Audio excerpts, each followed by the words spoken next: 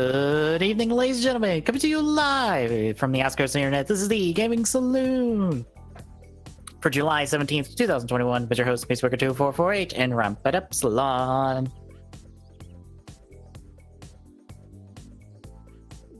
Yay! OBS or Windows? Okay. Also, for those wondering why you could only hear half of that conversation, OBS. I'm wondering if maybe the Windows update did it, and I just didn't notice it. But I'm not sure.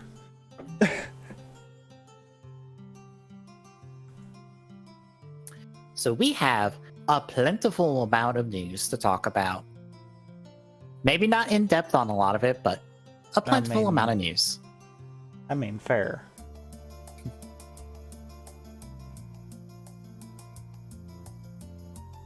I think it is Windows because it looks like my mic is not as loud as normal. Yay. Oh no.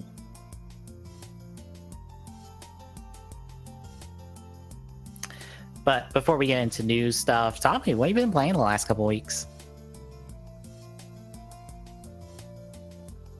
Well, one of them's the thing that I mentioned. There we go.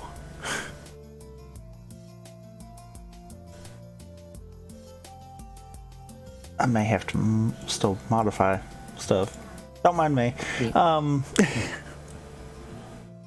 yeah, mic went super loud really quickly. Uh-huh.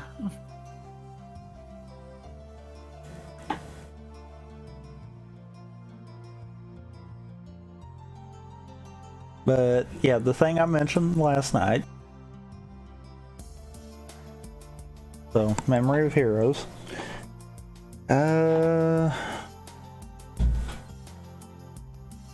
I attempted to see if I wanted to get back in the mindset for Odyssey, and yeah, no. Not speedrunning. No. Fair enough. Talking 2%, maybe. Doing the other categories, no.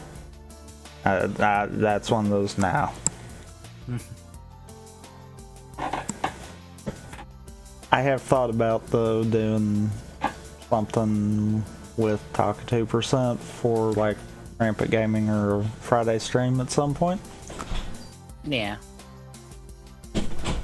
Mainly because, you know, when you throw randomness into that, a race could go one of two different ways. I will have you know, I have not played Odyssey in a while, so that will be fun, remembering how to play Odyssey. You know, honestly, that's not the biggest problem. It's figuring out which stars. True.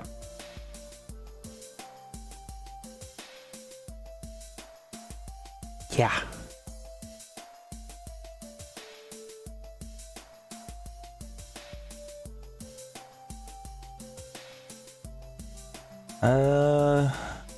Trying to think of anything else. I know I've poked around at Siege a little bit, but not enough to matter. Yeah. It was more just kind of getting me back in the mindset for those kind of controls.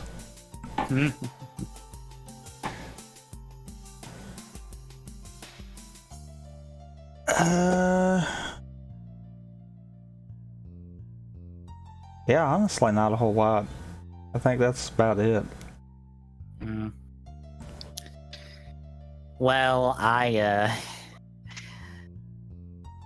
decided to get a game because I didn't know when a game was coming out, and yeah, now I'm like, oh, the new one comes out in 2 months. Well, I guess I gotta beat this game in 2 months.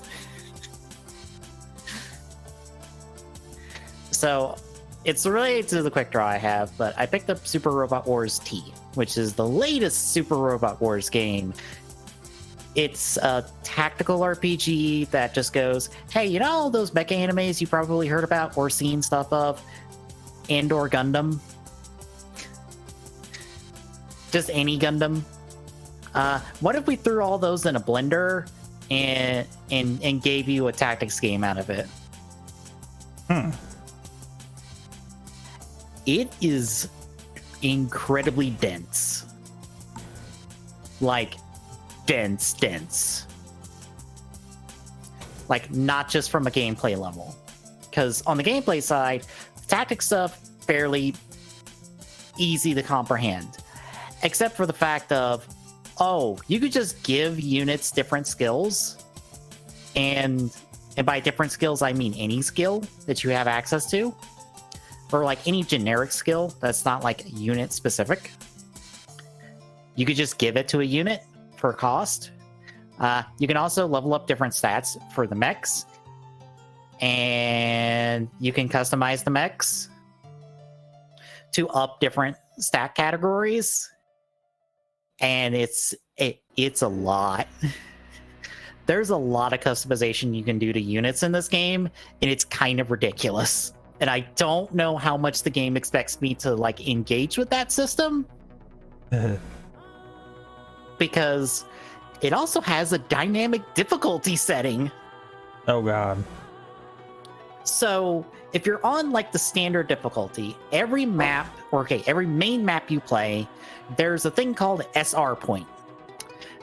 If you do a special objective, you get an SR point. If you have enough objectives, you're automatically on the hard mode version of the next map.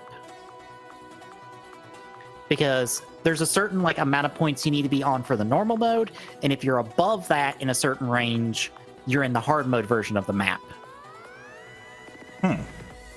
But you're incentivized to get these SR points because it gives you money and stuff to upgrade your units. So like there's incentive to go for these bonus objectives, but also you're going to make the game harder for yourself if you do so.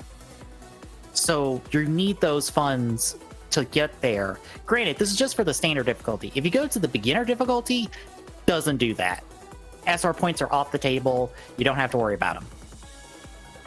You just play a game.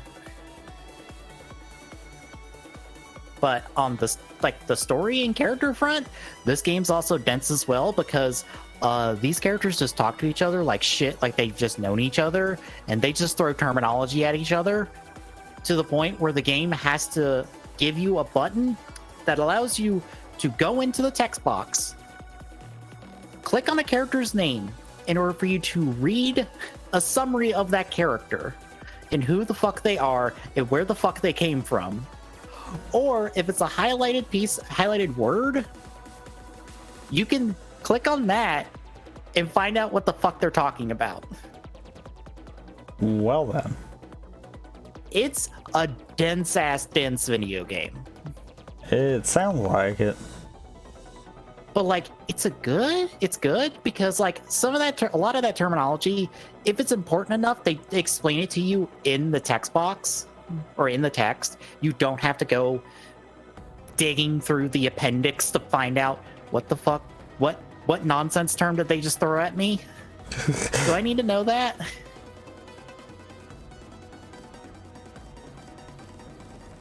And also, like, they give you enough about these characters to give you an understanding of who they are. And also, the characters are in this weird mix of places. Because some characters are after their show. So, like, this is, like, an after story for them. But other characters, it's their show currently going on in the mix of the story that you're playing. So it's like a remix version of it. It's so weird and fascinating to play through. Because it's a really good tactics game. Because no unit feels the same. Because all the different units have all these different abilities that all have different ranges and damages and like different they either you can just use them outright, or you can't move but use them, or you have to charge your morale meter, which is pretty much your special gauge, to a certain point to use them, and you can just use them in general. But the ones off that morale gauge are your big hitter moves. So it's a lot to take in, but the game goes slow enough on introducing you to stuff that you kind of take it in over time, and then everything just clicks. So I'm digging it. I also know that there's a lot of incentives to replay this game because there's different routes, and there's a bunch of different secret units you can unlock by doing other special objectives to get points. And if you get a certain amount of points, you get that secret unit. And also, because you have a choice of two main characters, one's male, one's female, they technically are two different routes because they have dialogue differences and that kind of stuff. So that's another reason. Like, this game incentivizes you to replay it up to 5 times. You can new game plus this game up to 5 times, because every time allows you to carry over more stuff. So you can new game over plus it? You can new game, like, quintuple over plus it, and keep getting new stuff to, like, continue messing with units. Because I think all of your stats and stuff for your units carry over. Like, when you're new game plussing over and over, you're getting more, like, equipment that you can bring over. Because every time you new game plus, you get 5 more pieces of equipment you can bring over.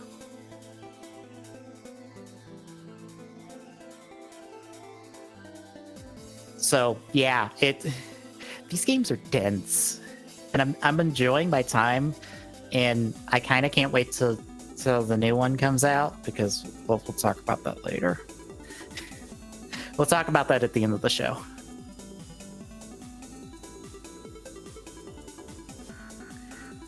But that's mainly what I've been playing. I tried a couple 0-1 runs with Memory of Heroes and found I was rusty as hell. Oh, that happens. The thing that was working for me was a case of just powering through a few runs and expecting the first few to be crap. And then it started getting better. Yeah. I haven't really played much else, and I haven't got around to doing any 3D modeling stuff, or just any CAD work.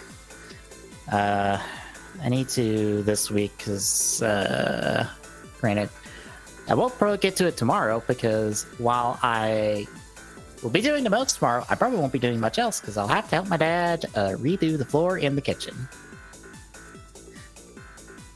Spoilers. You're going to hear me talk about that a lot for the next, like, probably 2-3 months, because it's an ongoing thing. We are replacing the refrigerator and the freezer with, like, a combined unit. The stove, an overhead microwave, and a dishwasher that are all... okay, everything but the stove is as old as I am, I think.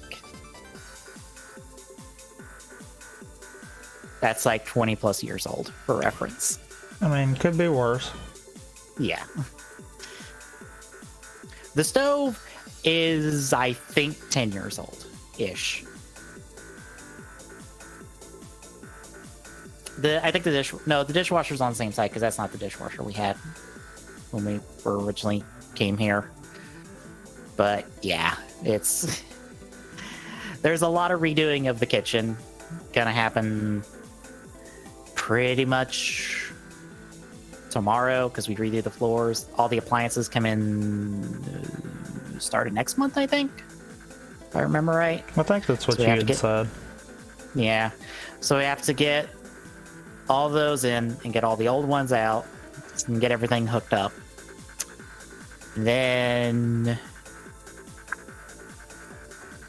at some point we got to take all the cabinets out, refinish it, like clean them, refinish them, put them back in. And then after that, it is cleaning out this one bin, turning it back into a living room, and then turning the living room into my new room, because I'm currently split between 2 rooms. I have one room where my computer and stuff is, and one room where my bed is. But turn that into a combined my room. But that is a few months of work. So it's gonna be a thing you're gonna hear about for a while. And there probably will be some form of grapping about it, I am almost positive. Because nothing ever goes easy. Yeah, I'm fully expecting there to be a fun thing because when I get moved into the room, I will no longer be right next to the router. Well, I won't be right next to the modem. I'll be next to the router, not the modem anymore.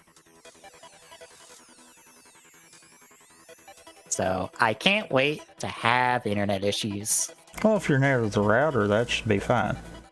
Right. Because that's the important part. Mm-hmm.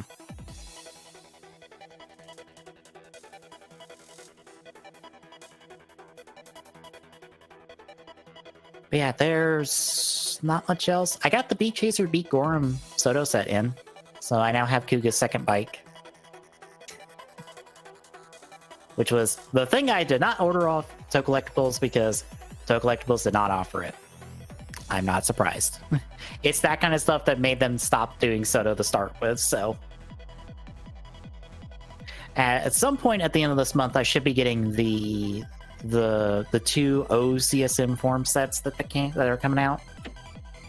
I don't think Toe Collectibles has set a date for when those are releasing. Usually they come out end of the month if they're premium, so. Let me check their calendar.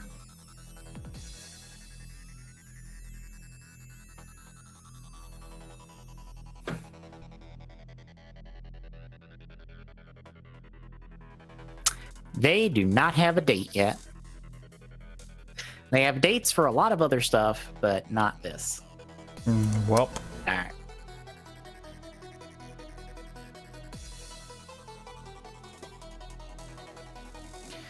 Yeah, that's all I got. So you ready to hit the news? I mean, do we have to hit it, or can we just talk about it? I can just talk about it. So, on the actual list of articles this week is SGDQ, because I remembered to put it there this time. Also, shoutouts to me, having to fight with audio and forgetting to switch scenes. Oops. Yeah, SGDQ 2021 raised $2.89 million for Doctors Without Borders. So close. Yeah, they couldn't get those last pushes. Because I know they were wanting to see if we could hit 3. I forget, was it 3 million or 4 million to go to Atlantis? Probably 3. I still have yet to watch that run. Well, it was a joke goal, mind you, because they're like, I don't know if we're even allowed to go there because music, and that would nuke the stream. Probably 3, because at that point they probably would have said YOLO. It was early on in the run, mind you, when this happened. It was late. It wasn't late. If it was early on, oh yeah, I could see that. Yeah. I know they upgraded the Sephiroth incentive that they put down to do Sephiroth in Terra, and they met that, so they did both. Oof. He one-shotted Terra. I think he 3-shotted Sephiroth. Sephiroth gave him the most trouble. I was gonna say, from what I understand, Terra's kind of somewhat not as RNG dependent once you know the setup for it. The problem with Terra... It's one of those, from what I understand, Sephiroth is the more RNG. He can screw you out of the two. Yeah. The tricky thing with Terra is that he has a lot of things he can do, but he can only do them in certain orders. So as long as he gives you the correct things, you're fine. It's the minute he gives you the wrong things you're expecting, does the run go to hell. Whereas Sephiroth, he can kind of do most of his things at any given point. Right. So he can drop Heartless Angel on you whenever the fuck he feels like it. and that's the RNG, it will screw you. Uh-huh. Because for reference, folks, Heartless Angel is a move that drops you, if it goes through, to no MP, 1 HP, and he immediately teleports to you and whacks you in the back of the head. Basically, 1-hit KO. Yeah, because it nullifies your second chance once more. It does that by knocking you down to 1 HP. Uh-huh. Because it's an attack that knocks you to 1 HP, but the teleport gives it enough time to not proc second chance once more when he teleports around. So you're dead on the next hit. And since you're dropped the MP, you literally have to rely on dropping a potion.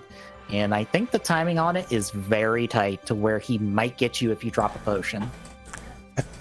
I think that, or I've not seen how it's actually done, but I'd say you probably could club it and get it with a drive form. Worst case scenario. That too, yeah. Like I said, I don't know how planning for that is. They might route those so tight that you don't use a drive form. But yeah. Granted, his wind-up on Heartless Angel is an eternity, so you have all the time in the world to interrupt him. And I don't think he gets any faster over the course of the fight, so like, it's the same timing. Honestly, the worst move he can do is his like Pillars of Fire move as he's trying to pull you in with with a gravity. That will kill you outright if you don't dodge it. That's like the worst move he can do. Everything else is fairly counterable. Even his reaction command that scares me every time I see a runner dodge roll it, because I'm like, that's not how you do this, and they just dodge roll it and not have to deal with the reaction command. Mm-hmm. I hate it. I hate it every time I see it. But secretly it makes you want to learn it, don't it? A little bit, yeah. And Terra, like, I think he has like 3 different openings he can do, so you have to like more or less reflect to be on, or you have to dodge roll back in reflect to cover all 3. And from there, he has different versions of more or less the Rising Sun reaction command that he can do. So you have to be aware of, all right, is he going to come down? Is he going to do like the whip attack? Is he going to mix in the whip attack with the Rising Suns? Also, Terra has a quirk where he takes more damage the more like of a combo you're in. But once your combo resets, you're back to more or less doing chip damage. But he also has stupidly high revenge value, so it's really hard to proc his DM.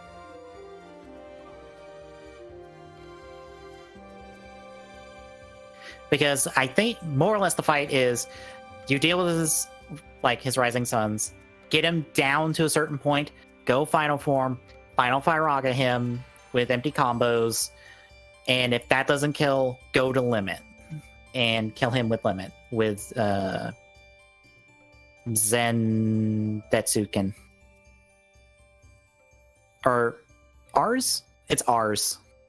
You kill him with ours. Because ours doesn't do up his revenge value too much either. You just don't do the final hit on ours unless you're going for the kill.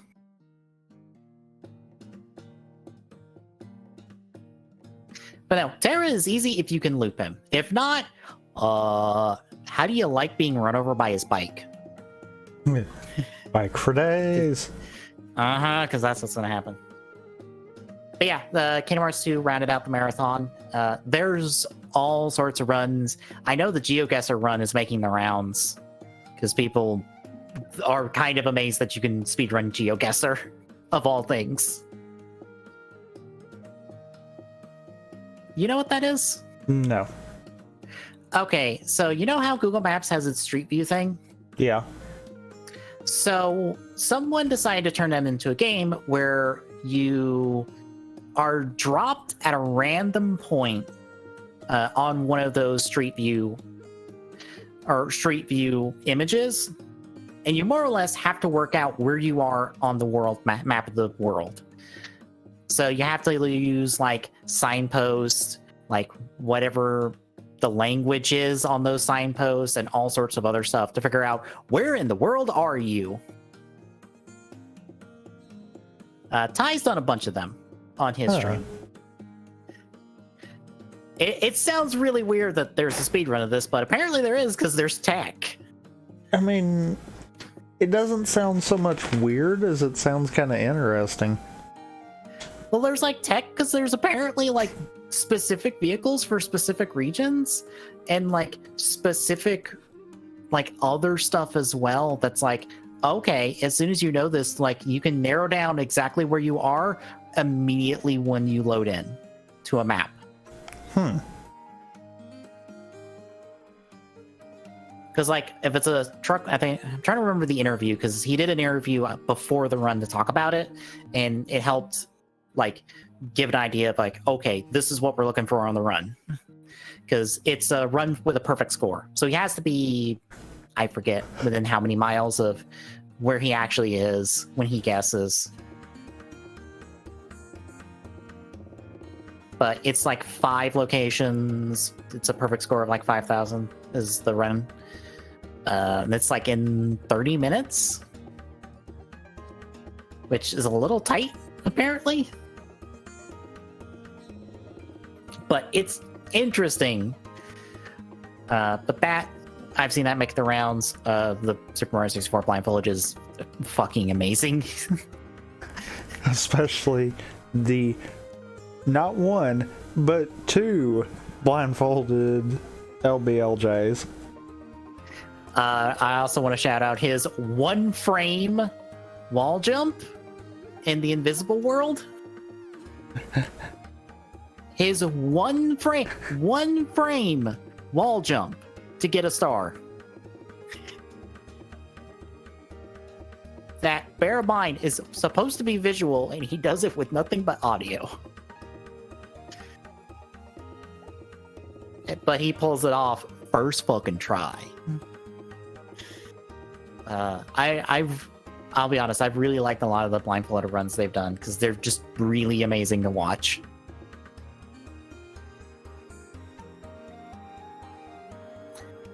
But if you want to check out any of the runs from the GDQ Marathon, they are all up on Games Done Quick's YouTube. They're all just title carded as such, so just go check them out. They've apparently done bonus streams for SGDQ this year. I'll have to see what those are. I think one of them, was today. The guy who did the Paper Mario, the Legend of Mario. Yes, the Legend of Mario run. He was showing off some Paper Mario glitches on their glitch showcase show, which I didn't know they had a glitch showcase show. Shows how much I pay attention to Games Done Quick when it's not a main marathon time. I mean, they do have a crap ton of different shows now. Yeah, they've pretty much become like a normal Twitch channel. Which I guess works because like now like people stick around and like, you know, are more aware of when GDQ happens instead of being surprised like 4 days in being like, oh shit, GDQ is happening. But you know, you really don't see it on the donation side of things. Mm-hmm. I'm curious on if like the Twitch subs and bits might be the difference. But the donation side of things, it's still the end of the week is when it ramps up big. Mm-hmm. I think I have noticed the last couple that it's hit like higher numbers early in the week as opposed to only hitting all those numbers at the end. Mm-hmm. But I almost have to wonder if it's really doing as much as they thought it would too. I don't know. Because it kind of is making me wonder if maybe it's just a case of that's how most people's life works, is it's a case of they don't have the extra time till the end of the week. And that's what we wind up seeing more of.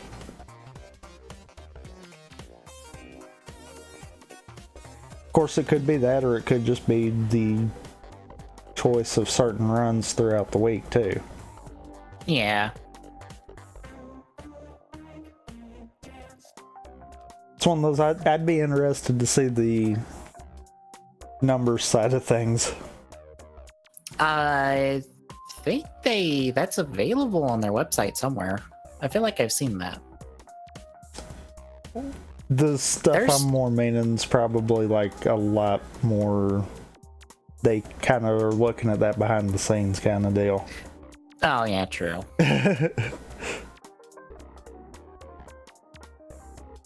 Because that would be one of those. It'd be interesting to see. Mm-hmm. Well, shall we talk about Nintendo and their choices of consoles?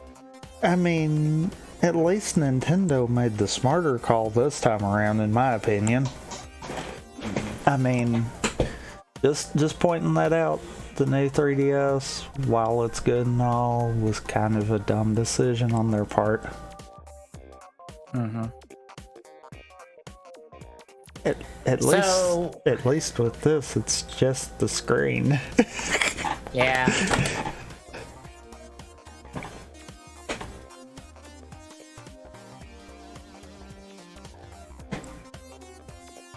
So Nintendo announced a new Switch model, the Not Switch Pro. Would you like a better version for when you play this on the go? At some point in the near future. The Switch XL. Yes. For lack of a better term, that might as well have been what they called it. Yep. This is the Switch OLED. It has got a 7-inch OLED screen, 64 gigs of storage, and the dock's actually upgraded because it has a LAN port internal. I think it has like a USB port as well. I feel like it's got a USB. The dock's always had USB ports. Oh, maybe it has another one. It's got 2 USB ports now. It's got 3 total to begin with. Oh, never mind. Yep. It's got 1 on the inside, 2 on the outside. Leans over to look at his dock real quick. Same. Yeah. 1 inside, I see the 2 on the out, outside. and then HDMI and power. Mm-hmm. So, I'm gonna put this out there. I will purchase the dock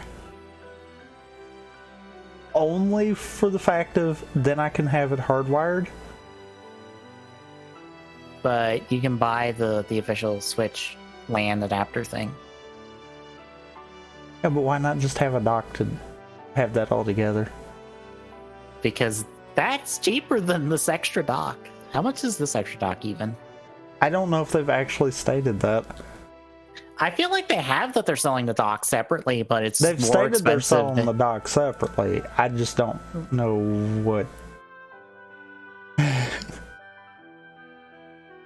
I feel like it would be cheaper just to buy the adapter than an entire new dock. Maybe. Yeah, I don't know. But the entire package itself will be $350. It's coming out in October, specifically October 8th. It is not the Switch Pro because we all worked ourselves up into a frenzy and got played.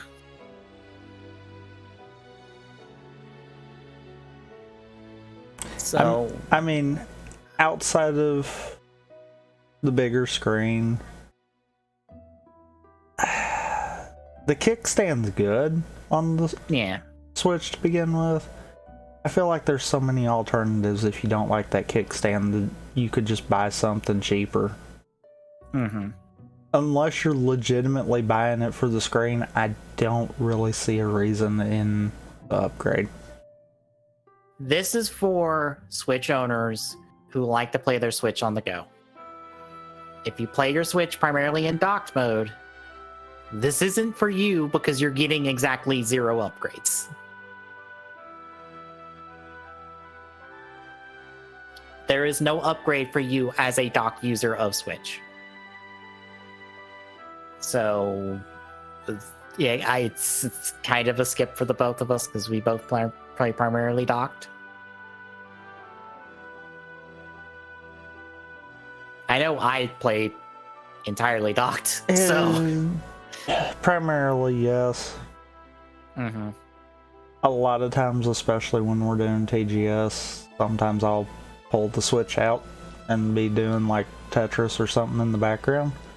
Yeah. Just so I ain't got to fight with my TV. Mm-hmm. Also, I cannot find anything about the stupid dock. What the actual heck? I know they said it would be separate. Do they just not have any information about it yet? I guess not. Because there's the original dock. Huh.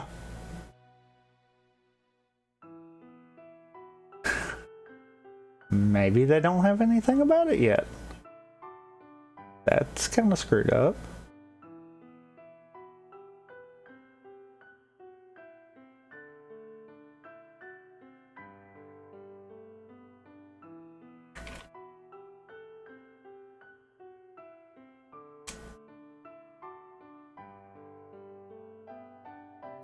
But any other thoughts on this?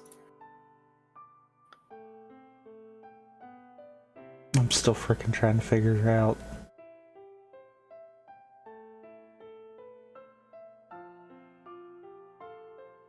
Oh, it won't be sold at retail.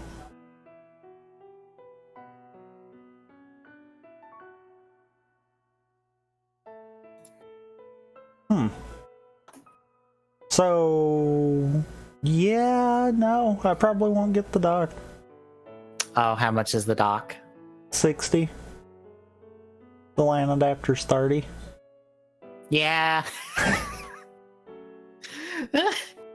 I mean, if the dock did 4K, not that I've got a TV, I could maybe see the 60 being justifiable, but since it don't, it's like, no.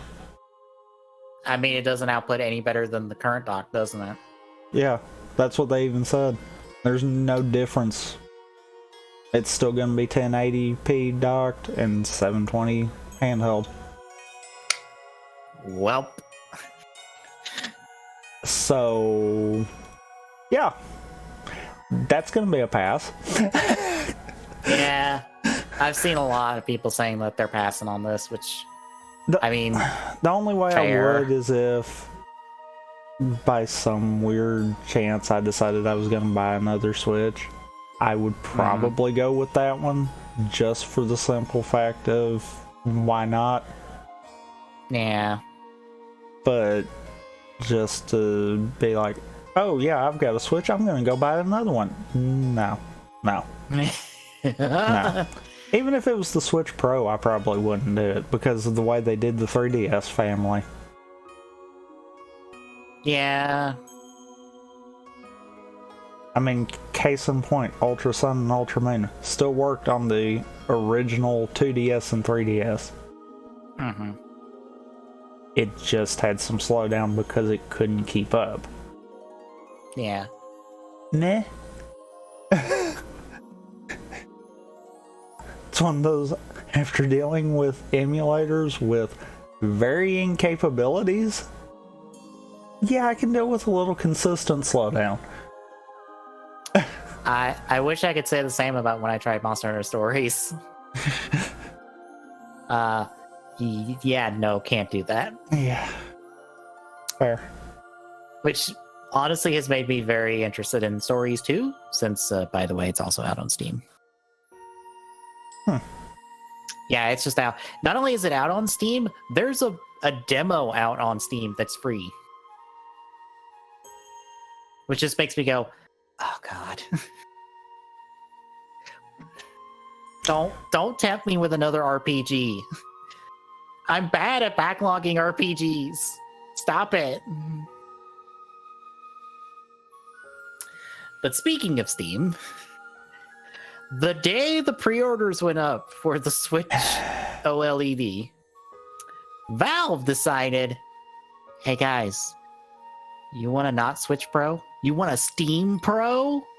we got a Steam Pro for you. It's called the Steam Deck, which will totally not confuse people who have a Stream Deck.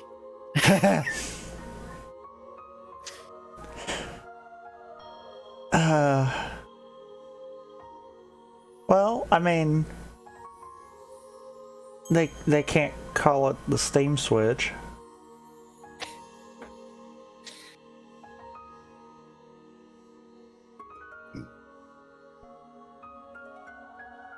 Well, I don't know how to feel on this one. well, it's got a Zen 2 and RDN2 architecture. It's got 16 gigs of LDDR5 RAM. It comes in a 64 gig, 256 gig, and 512 gig onboard storage versions. I think it tops out at like $600 for that 512. I think it does. Yeah. Steam actually has a page for it on the store unless they've moved it. Nope, it's still on there. Okay. No. Nope, we're wrong. Oh. It is $400 for that 64 gig. $529 for the 256. $649 for that 512. So 650. Jesus. Yeah.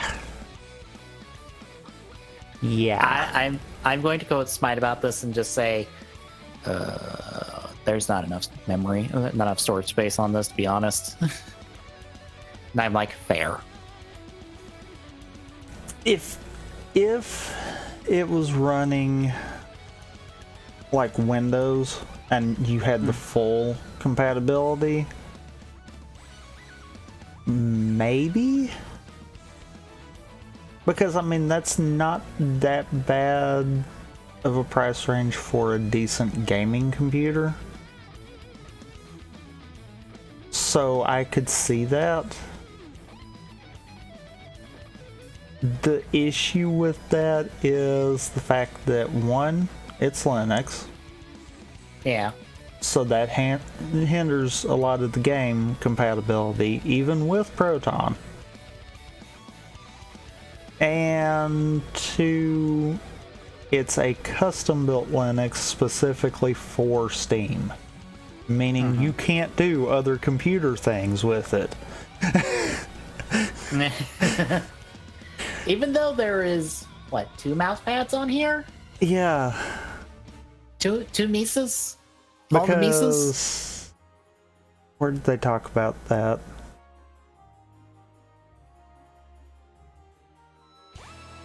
Oh, they have modified this page. Because it had more information on it when I looked. So we're gonna pull it up on stream then. Because I know I saw more information about it.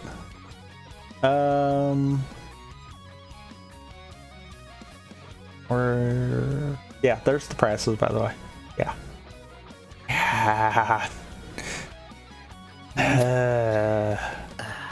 I mean, at least they're giving you a case. But they're giving you a carrying case, a profile bundle, and a virtual keyboard theme. Now those those 3 things you only get on the $650 one. No, you get the bundle and the carrying case on the $529. But you don't get the virtual keyboard theme. Exactly. And you don't get the profile bundle and the keyboard theme on the cheap one. I mean, it's totally worth. Like it's actually cheap. It's not. Fuck it. I don't think this is worth $400.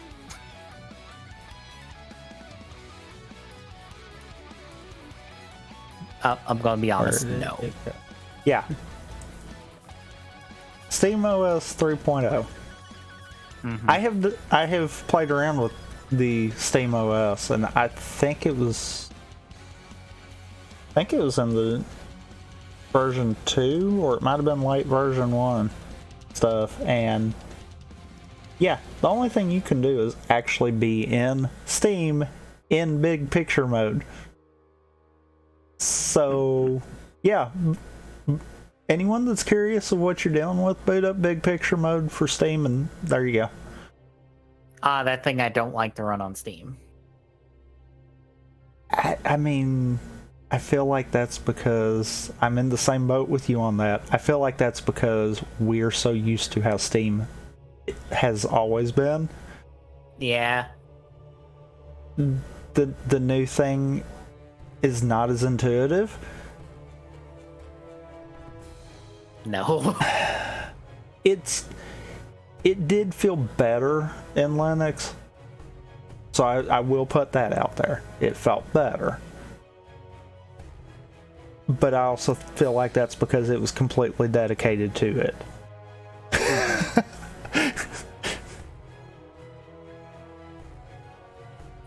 It will be fun to see when someone gets a hold of this and turns this into a Switch Pro. Oh, it'll be fun to see when someone gets a hold of this and puts any other Linux installation on it and says, here you go, here's a better version of it. Yeah. Because then you could still use it as a computer. Yeah. If it's not hard to do that, I probably would consider buying the cheap one. Mm-hmm. Because at that point it'd be like, oh, cool, I've got a portable computer with me now. That's not a big laptop. Yeah. I could get behind that. But as it is intended to be, nah. I mean, yeah, when I'm playing a lot of PC games, I'd rather use a controller. This would help solve that. But I don't need it to be portable. If I'm playing a game on my computer, I'm at my computer.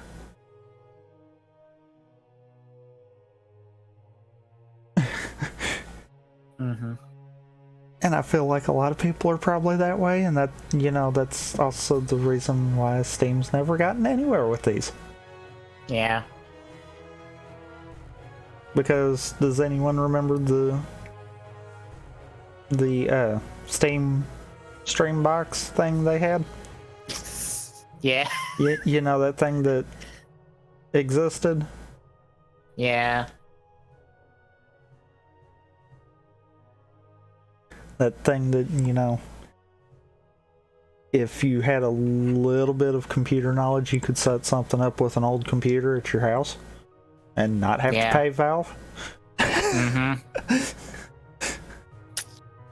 And I say a little bit of knowledge because basically anyone that knows how to Google could find a walkthrough on how to do that.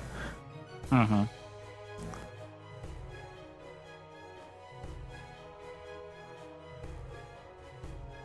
So, bravo, Valve. Bravo.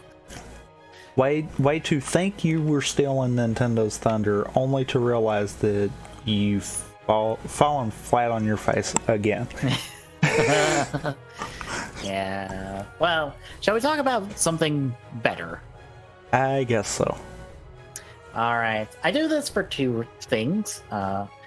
Mainly, this article is just saying, hey, Final Fantasy XIV's congruent numbers on Steam are at an all-time high at about 48,000 people playing at once.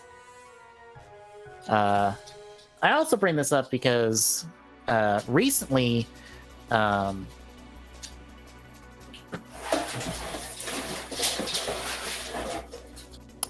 dog stole a box. Welp. He stole the shipping box for the last Fortnite comic I got in. I don't know why he does that. I assume he wants attention, but I'm busy. But I also do this because currently Final Fantasy XIV has surpassed WoW in terms of subscriber numbers. Substantially so. I mean, does that surprise you? Not really, considering 14 has pretty much garnered a very big hardcore fan base to the point of no, it's not surprising that 14 has surpassed that. Because when's the last time anyone's talked about WoW in just a general sense? I mean, fair. But I'm also going to say this because, bear in mind, all this is happening before the launch of their next expansion. This is a downtime for 14, where only the new content coming in is just like little patches here and there for like a main story quest or something like that. It's not the big content drops is when this is happening. Like, just picture that. 14 is surpassing WoW without the need of a major expansion. Because that doesn't come out till the end of this year.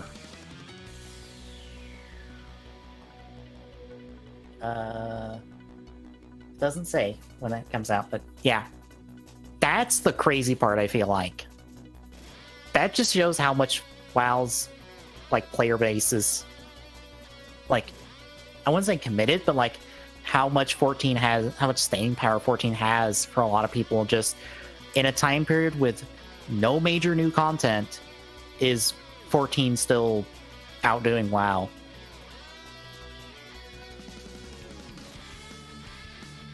I need to reach the point where I get to like the first expansion on the free-to-play 14 just to finally see the good stuff in WoW, because I'm unfortunately in the boring part of WoW.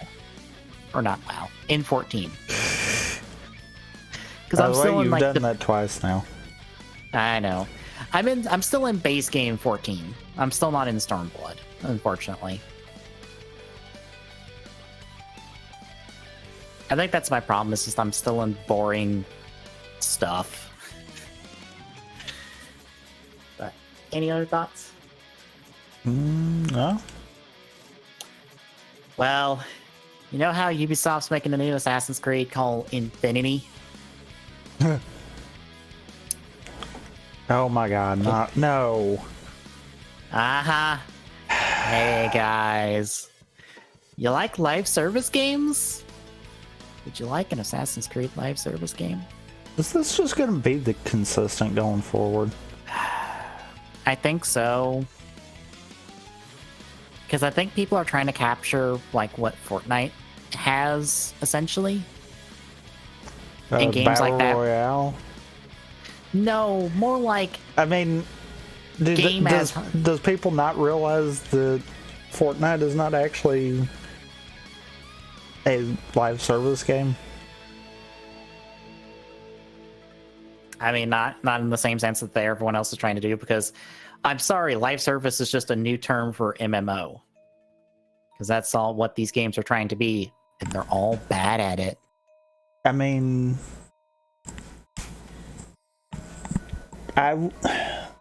what's bad is if they're thinking that Fortnite is a live service game, they're wrong. Fortnite's actually more,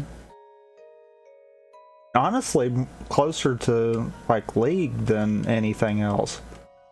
Well, I was the way meaning it's less, set up. What I was meaning was less Fortnite as like a live service and more Fortnite as the only game you play. Like the singular game you play all the time. More or less, this game is your hobby instead of video games in general. That's what companies want, because that's guaranteed money. I mean, fair, but no. Yeah. Only so many of those can exist.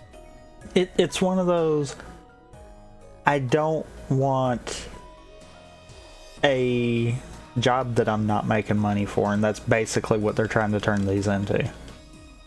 Yeah. It sucks. I mean, I hate it. If they're gonna pay me, then fine. Mm-hmm. But otherwise, no. Give me a game, walk away. That there's a reason I play Fortnite only like for maybe like an hour, like when I feel like it right now, because like I've done almost everything I want in the game for the season. I don't need to play this game daily. I have other games to play. I have a Super Robot Wars game that I am far more enjoying than Fortnite on a daily basis. So yeah, that is, yeah. I don't think this. Also, shout outs to, Ubisoft being so creative. Yeah. Because, yeah. Yeah. It doesn't help that Let's put series title and word that sounds like infinite together. That works. Microsoft did it. We can do it.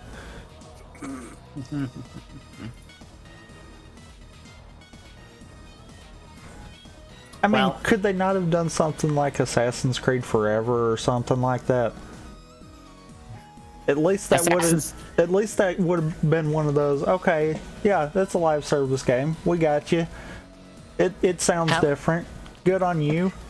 Eternity. There you go. I mean, no one uses Eternity. Yeah.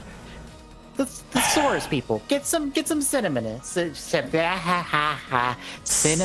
there. I can't say synonym. While you're at it, get some cinnamon in there too. I mean, yeah. Well, shall we talk about something better? I mean, anything that's not a live service game would be better. So sure. So you remember? I think it was last year. Rooster Teeth announced that they were partnering with WayForward to do a Ruby game. I actually did not remember this, but this actually came up in my Google News feed, and I'm like, can we have?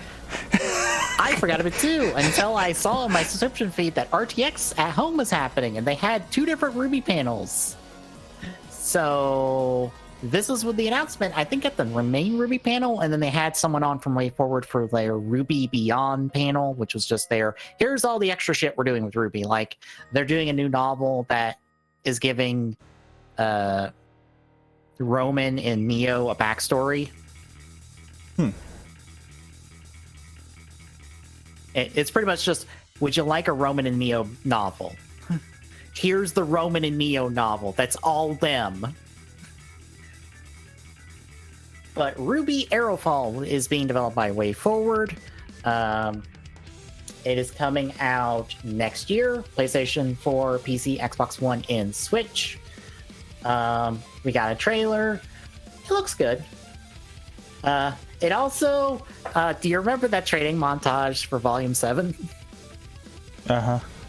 This is a part of that training montage.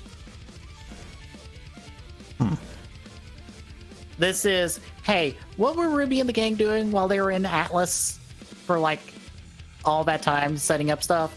This is one of the things. Okay, cool, because we can't talk about Volume 8. Yeah.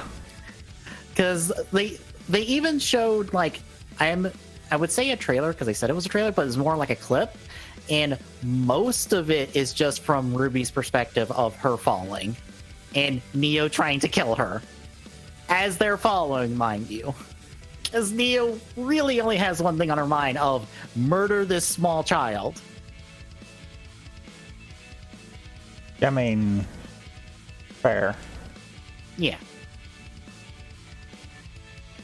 But it ends, like, on wherever the fuck they end up for Volume 8. So, like, it's still not new. It still doesn't give us anything new for Volume 8. I don't think they even set a date for Volume 8.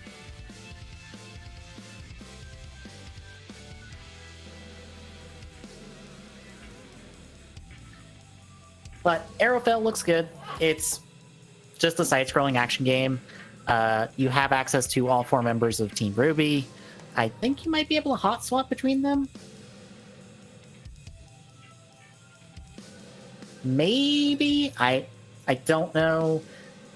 I didn't listen enough to see, like, how much they talk about the gameplay on it. But all 4 of their health bars are on screen. I think this is also co-op, so that might be the other thing. Also, they'll have alternate outfits, because in the trailer, because I'm just seeing it, there's a blueprint for a Yang Xiaolong Grim-themed outfit.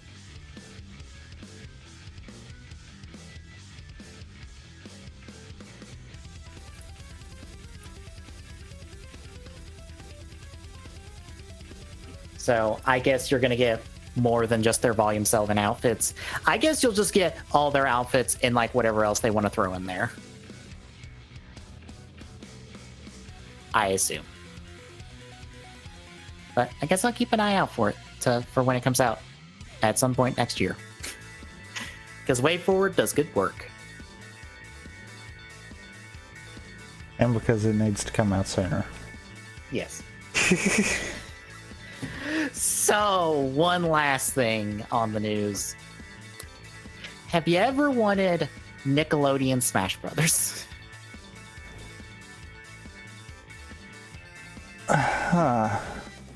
Nickelodeon Smash Brothers that has the interest of fucking the interest of the FGC.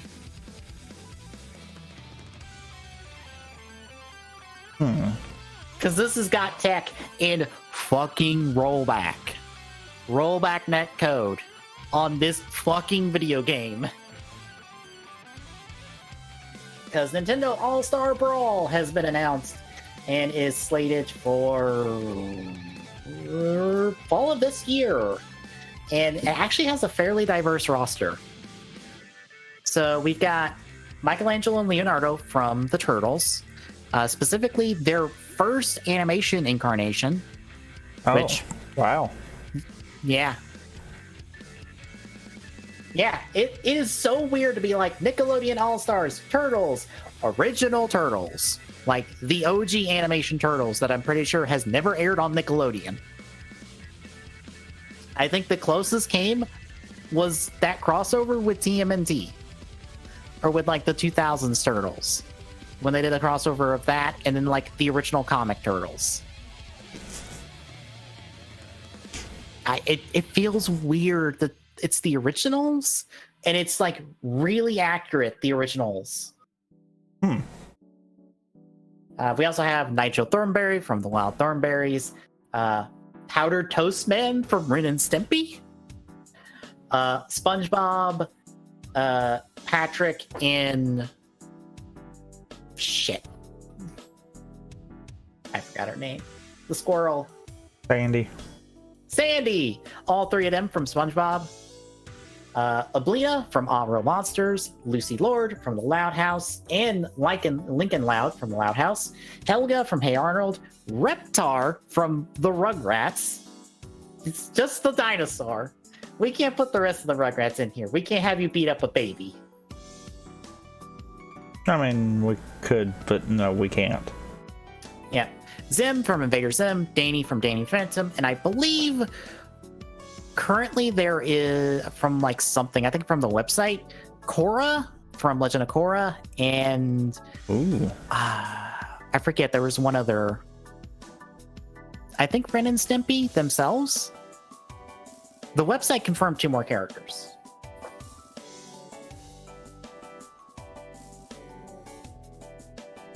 There's already 20 levels. There's going to be 20 levels planned. This list I just listed off is not the full roster. There's more to come. And they've already talked about doing DLC fighter passes, more or less, and pushing a competitive fight scene for this. This is all talk from the developers. I don't... What universe are we in? I don't understand.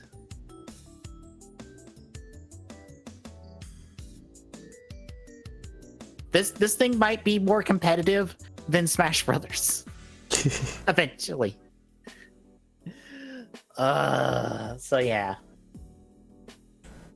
Also, when this thing got announced and people got a hold of it, or saw it, all the people who have been like, oh, I want this, I want that, I want this from Nickelodeon's history, and I'm like, oh god. You know what I want? I don't know how it will work. What? I want the stone guy from Legends of the Hidden Temple. I mean, it could work. I want Olmec from Smash. I want Olmec from Legends of the Hidden Temple. How would it work? I don't know. The closest thing I could think of is that one boss from Odyssey. Yes. I want Olmec, and I want him to mix somebody up with the fucking Shrine of the Silver Monkey.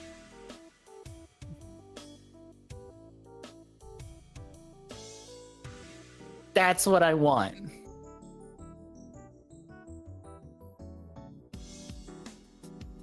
So yeah, I guess keep an eye out for this. And that is all we've got for the news this week. Which takes us to releases. So we have a lot coming out the next 2 weeks. Because we're going to kick off on the 18th with SpaceX Commander for Switch. On the 20th, Akiba's Trip, Hellbound and Debriefed for PlayStation 4 and Switch. Blasphemous Deluxe Edition for Xbox One, PlayStation 4 and Switch. Con Reboot for PlayStation 4 and Switch. Chris Tales for Xbox One, Series X, PlayStation 4, 5, Switch, and Stadia. Yeah, Stadia is still getting stuff. Surprisingly enough. Google has yet to abandon it. Even though I think they've shut down all their internal studios for it. I mean, that doesn't surprise me. Yeah. Stadia is just one day away from one whim from just being dead. Well, again, we're too early for stuff like that. Mm-hmm. It wouldn't surprise me if Google didn't keep it on the back burner for years, though. Just to see if it will pick up at some point. Mm-hmm.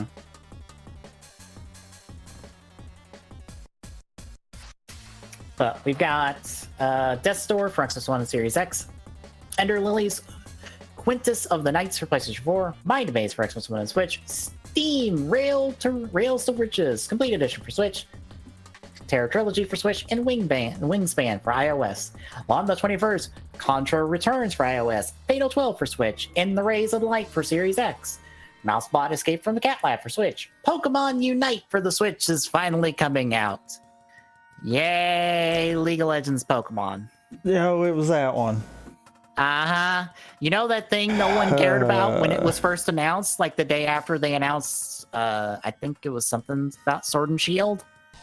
And they're like, here's a whole nother stream dedicated to a brand new Pokemon announcement. And it was League of Legends Pokemon, and no one liked it. But you know as well as I do, people are going to try it. Yeah. Yeah, and by that, I mean myself included. Because why not?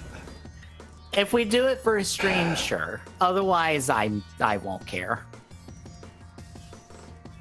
So basically what I'm hearing is if I pick it up and I decide that it might be stream worthy, then we might do it. Yes. Otherwise, it'll just be a thing that may sit on my Switch until I decide to delete it. Probably. Also on the 21st, we got The Last Rolling Hero for Xbox One. On the 22nd, Pinocchio Super Puzzle Dream for Switch. Airy Calm 9 for Switch.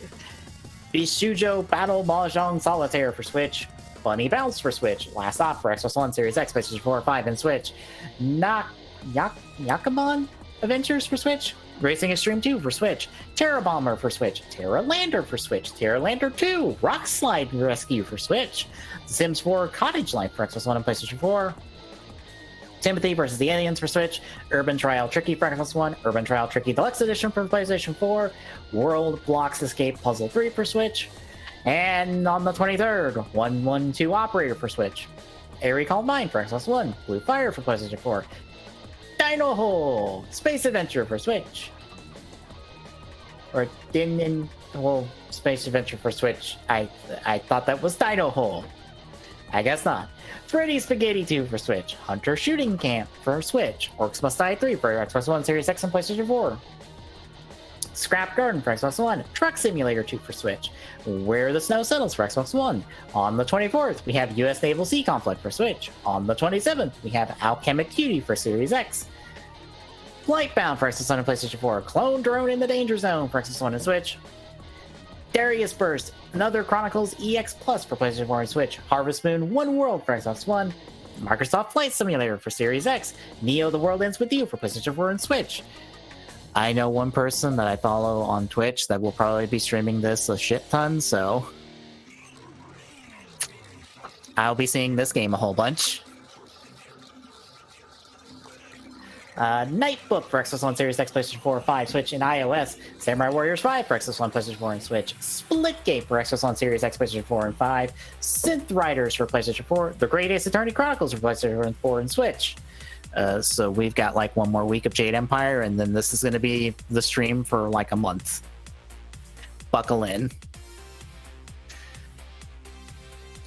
We also have Tribes of Midgard for PlayStation 4 and 5, Urban Trial Tricky Deluxe Edition for Switch, Winds and Leaves for PlayStation 4, and Yonder the Cloudcatcher Chronicles Enhanced Edition for PlayStation 5. Not gonna lie, did not realize that Splitgate was getting a console release. I wish I was better at the game. It's on Steam. That's the Portal FPS, isn't it? Uh-huh. Somebody in another Twitch stream mentioned that they were playing it, and I was like, what the fuck is this? And then I Googled it and saw it was Portal FPS with like Overwatch mechanics, and I was like, well, this is certainly a thing that exists. Yeah, I don't get why it's been under everyone's radar. Because it's actually a pretty good game. I just suck at it.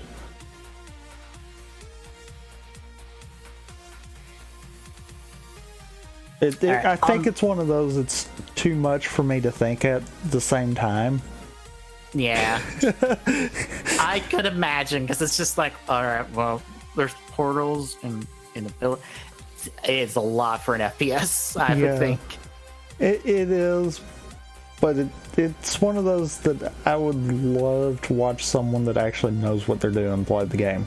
Because I bet that would look awesome. Yeah.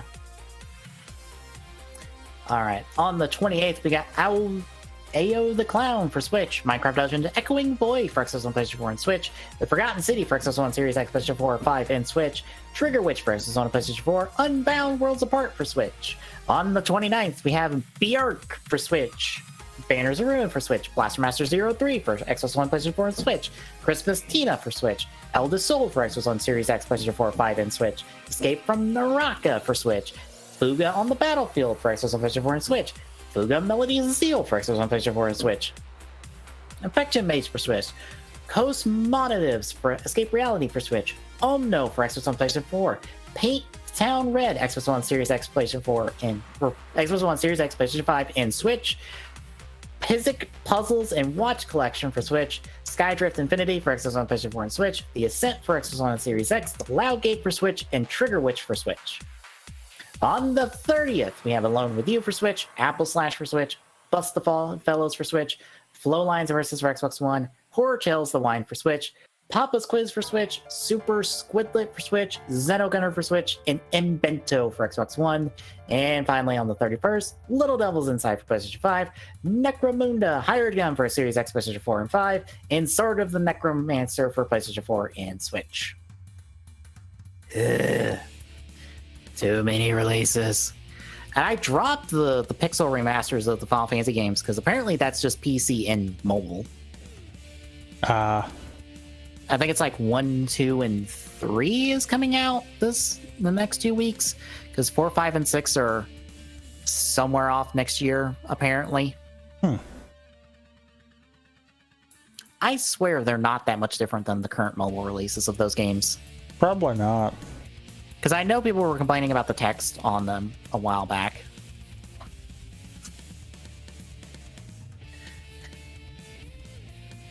But that takes us to Quick Draw, and mine is talking about a mistake I made. So I knew that Super Robot Wars 30 was going to come out at some point, and I wanted to try the Super Robot Wars games.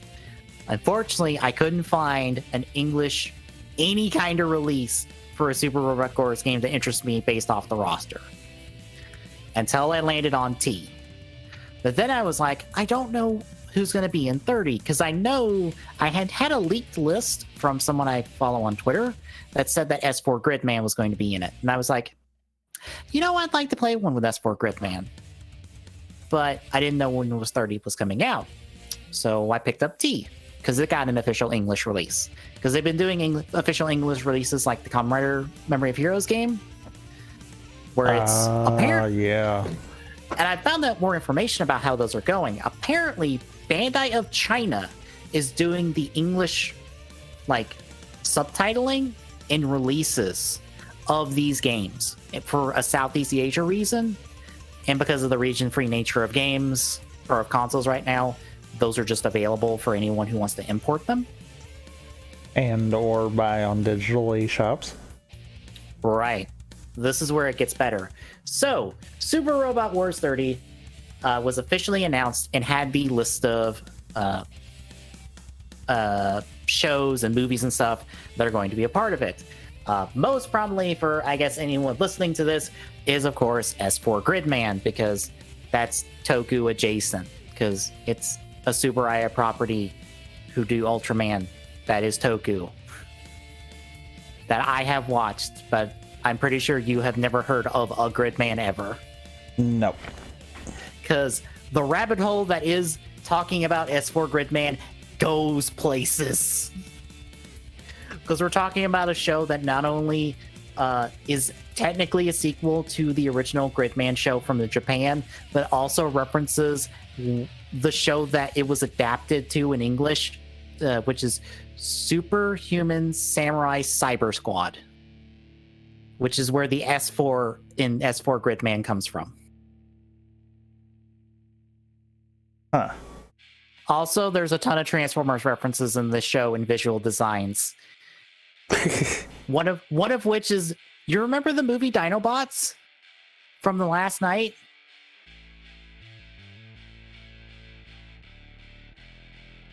I don't think I do right offhand. Okay, so the last night had Dinobots introduced in them. 4 of the characters in this show have lapel pins that not only reference the Dinobots from that movie, but the toy versions of those Dinobots, because they're all colored like their toy versions. Because the movie versions were just all gray metal, but the toy versions were different colors. Because why the fuck would they all be fucking gray metal? That's boring. But 4 characters have lapel pins that reference 4 different Dinobots from that movie. Specifically their toy versions.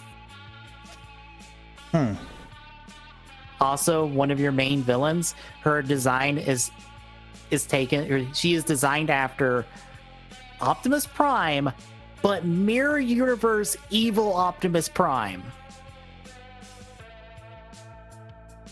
It is a deep ass rabbit hole of references and homages. It's ridiculous. I mean, it sounds like it. But it's a really good show. That thankfully you don't need to know this rabbit hole of references to actually enjoy it.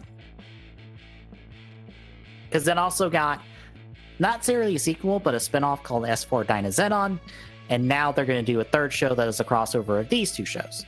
But for this game, it's just S4 Gridman. But here's the thing about Super Robot Wars 30's release. Now, they're still doing the Southeast Asia, English subtitled physical release. But if you were to go to Steam right now, and if you were to type in, Super Robot Wars 30, guess what you pull up? It actually pulls it up. They're officially releasing this game on Steam. On not only the US store or North American storefront for Steam. I'm not sure how Steam subdivides its storefronts for regions. I actually don't know if they do. I know they subdivide it for at least North America and Europe, because Europe is a different storefront. And I know that because of this exact situation.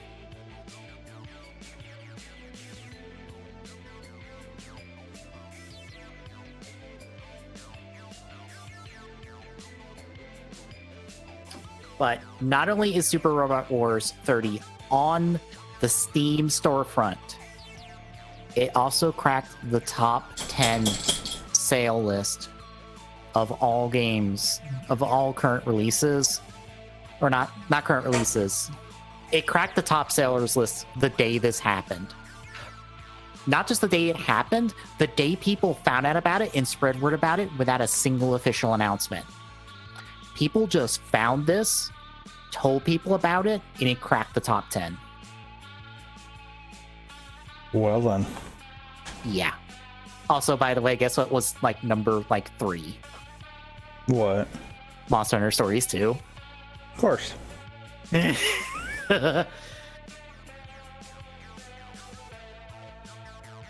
So yeah, I got curveballed by like, oh, by the way, that other Super Robot Wars game, you don't need to import it. You can just play it on Steam. And I'm like, shit. Well, I guess I have till October 27th to beat Super Robot Wars C before this comes out. Because here's the thing. I don't think I can stream these games because even though like I don't have like the music edition of either game, there's still minis of all their themes and stuff that play when they do their attacks. I don't know how the copyright bots handle those. I'm not willing to gamble on that. Because those play a lot. What? Like a lot of... What wound up happening with Memory of Heroes when you did it? Nothing flagged on Memory of Heroes. See, I'm kind of surprised on that because I figured there'd be at least a few times that it would flag. I accidentally let the theme play at the end when the credits were rolling, and I was like, oh shit. Because it played long enough that I'm like, oh, this is going to get flagged, and it never got flagged.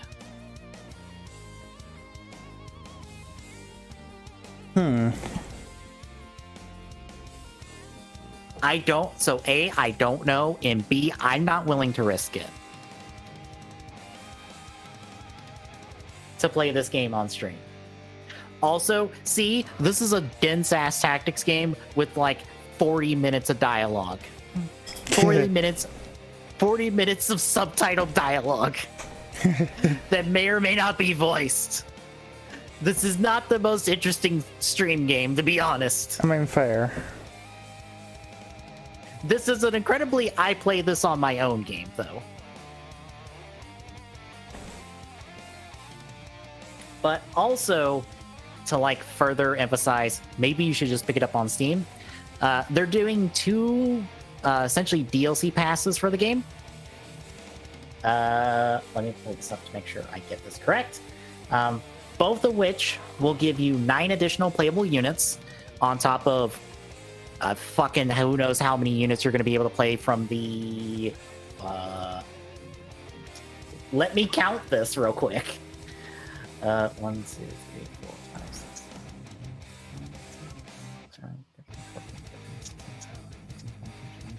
22 different franchises that are involved in this game at a base level.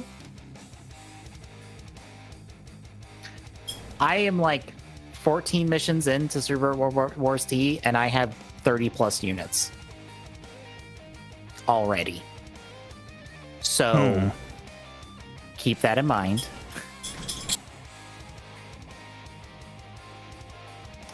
But of those 9 units for both DLC passes, because this is the description listed for both, 2 units are going to be from the Super Robot Wars OG series, which is essentially just the original like series of games before they spun off into all the different things that they do.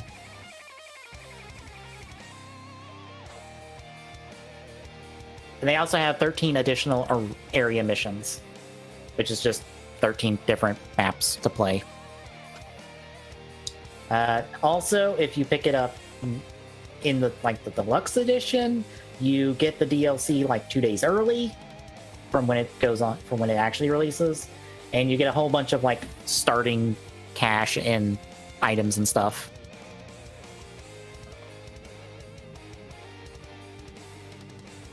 So, yeah, I picked up this deluxe edition just to have all the content and stuff off the bat. So, come October, I'll be reporting on this when it comes.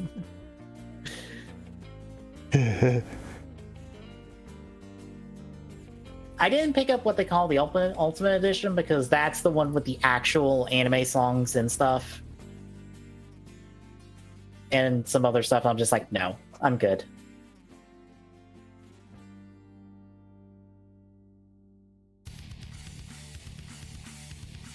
So yeah, that's my mistake. I bought a video game because I'm like, another video game's not coming out soon. By the way, it comes out in 2 months. Well, fuck. Fine. I thought it would come out next year. So tell me, what's your quick draw? Well, mine's going out to something that came across the feed earlier today for me. Apparently, there's another. I'm gonna call it rumor. They're marking it as leak, but yeah. I'm gonna need some credentials. I mean, from what they're saying, this leaker's leaked other stuff before, so that actually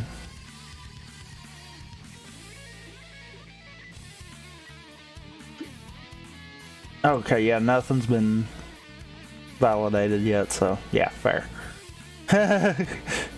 But essentially it's claiming there's gonna be a new Donkey Kong game next year. I got his original Twitter thread pulled up, so.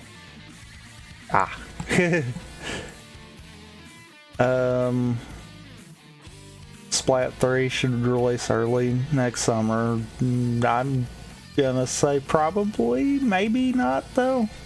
I'm thinking July. We've already talked about that. Yeah. Seeing as how the last two have done that, it wouldn't surprise me if the third one follows that.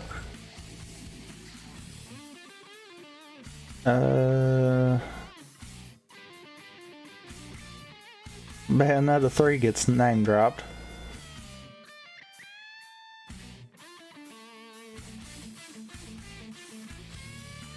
Let's see. Apparently A Paper Mario remake. Sure. Apparently, according to him, the Famicom Detective Club games didn't do well enough to warrant Buddy Mission Bond coming over. But a new entry in it is apparently coming, but he's not sure. Okay. Let's see. Apparently, Wii's Punch-Out might be getting a port or a sequel.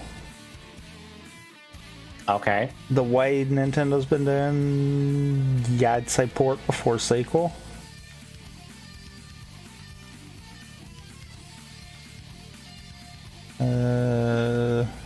Okay, so Intelligent Systems, according to him, they're supervising Advance Wars 1+2.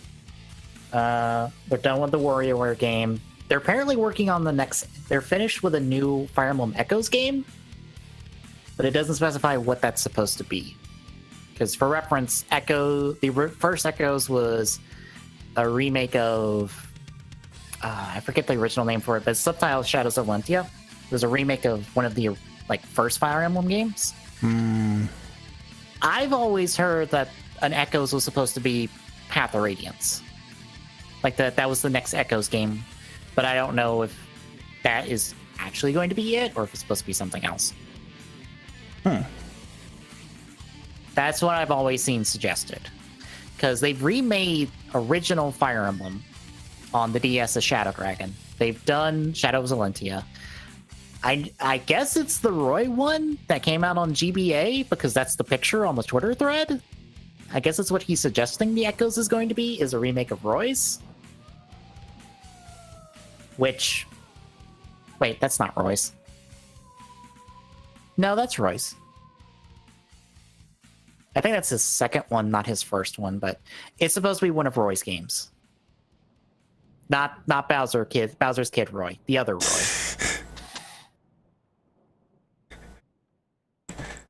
And they're working on the Paper Mario remake, and they're apparently also working on a small game for the eShop. New Kirby, supposed to be sometime next year. Okay. 3D adventure with RPG elements. That I'm kind of calling foul on, because they've not really wanted to go that direction too often. Like, we had that one free game, and that was about it. Apparently, Pikmin 4 is close to being done. And Rhythm Paradise / Heaven is supposed to get a new game in 2023. I think I saw that about Rhythm Heaven, but I don't. Oh, yeah. I see Pikmin 4 up there now. Yeah. I assume the article is in the order of this Twitter thread. So. Probably. So the Prime Collection is supposed to be coming early next year. I assume for 1H is first quarter. I don't know, actually. It says 1H 2022 on this. I have no idea then. Because that's not usually how I have heard it be broke down, but okay. And first it's saying, that Prime 4 is only at 65% complete. Is it bad? I almost want to call foul on that, because I would feel like Nintendo would throw a bone at E3 if it was more than halfway done. Yeah, I feel like they would say more about it. Like, I would think if it's 65% done, they have a working build of the game at that point.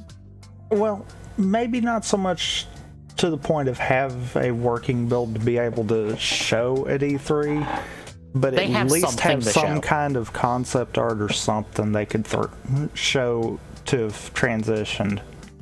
I almost call foul on that.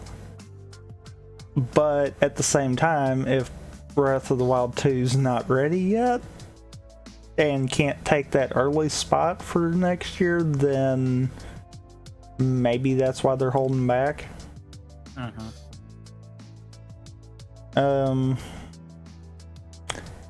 Okay, now this is something that I'm going to mention, but could possibly be leaked information, because I've seen more than just one person saying that they're figuring this is coming.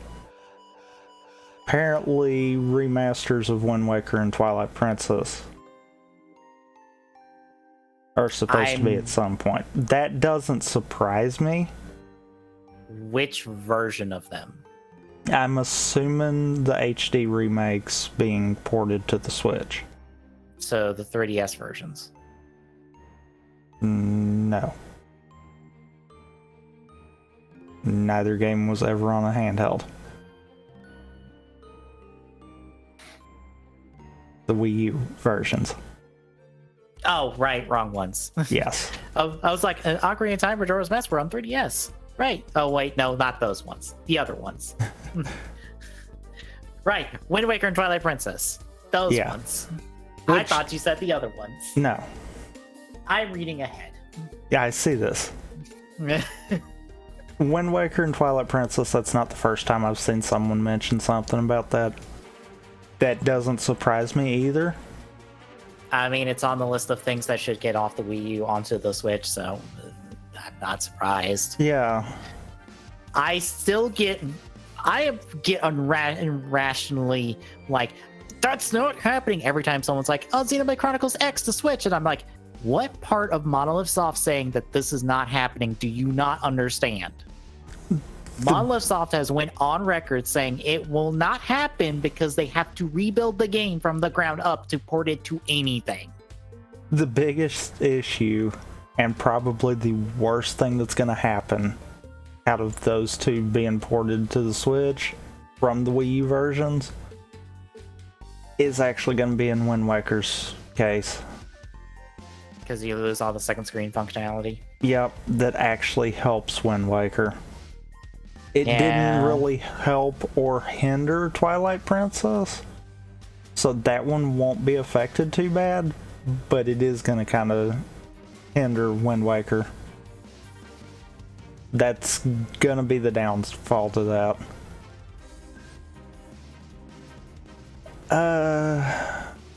No word on Ocarina and Majora's Mask.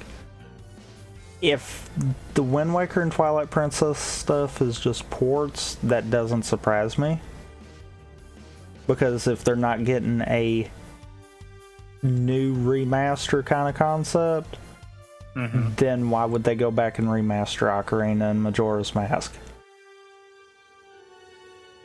I see he says something about them being the N64 versions, which I find weird because when they try to port the 3DS versions, unless that seems to be like, that would probably be like the harder of the two to port. It probably would be the harder of the two to port. Yeah.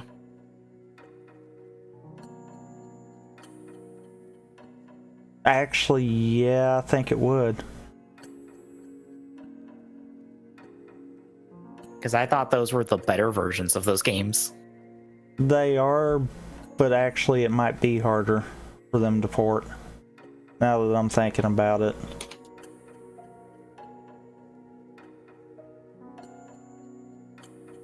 Because then you've got an entire second screen system that you got to deal with.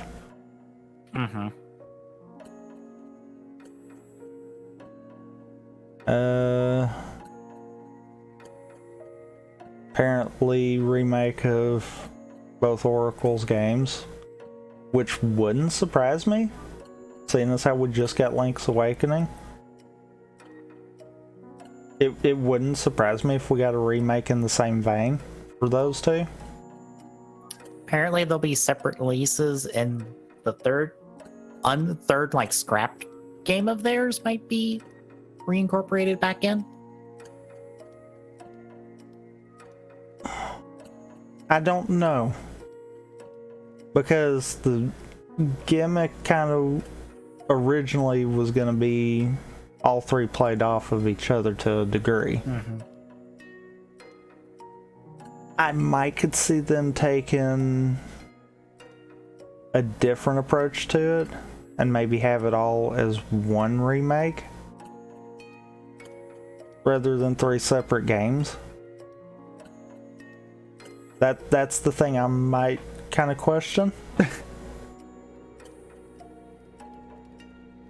But yeah.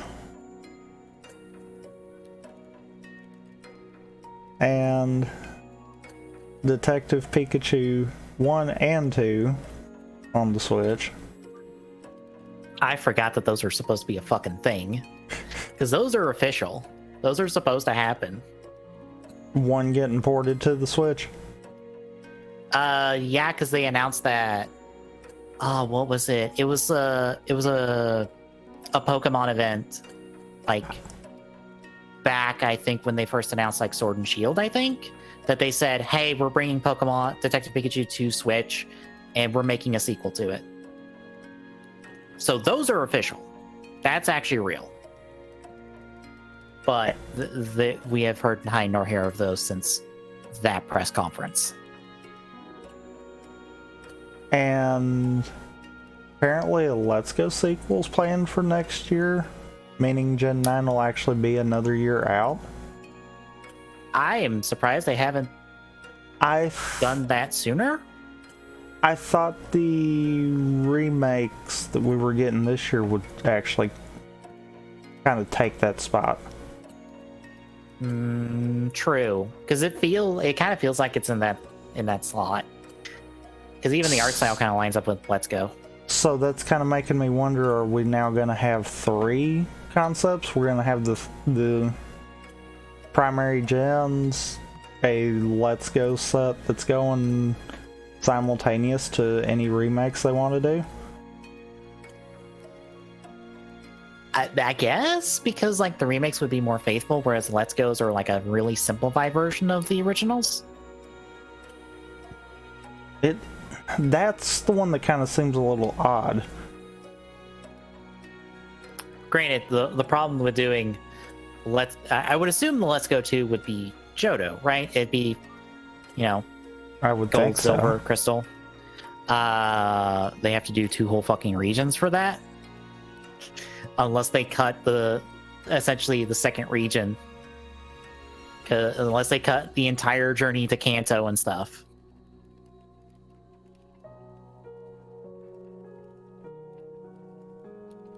That would be the only thing I would see where it's like, oh, they have to reuse literally everything from Let's Go 1 and then make another game on top of it.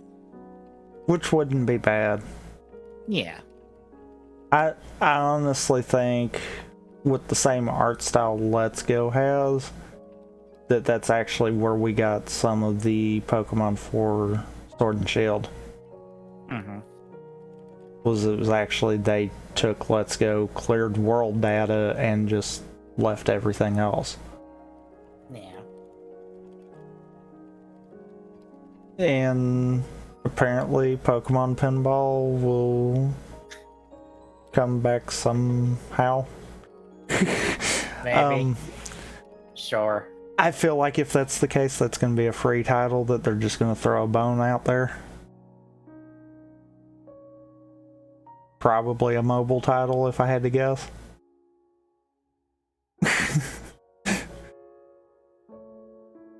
But yeah. So, yeah, a lot of different stuff. I'm skimming through his Twitter to see like when he said something or leaked something that we can validate in some way. Is it bad though that most of the stuff that was said in this was stuff we kind of predicted? I mean, I'll be honest, it's not like it's that hard. It's one of those. That's why I'm not really calling this a leak. I'm more calling it a rumor because, yeah, when I looked at this, I'm like, a lot of this stuff is stuff we mentioned. So either we hit the nail on the head, or this isn't true either.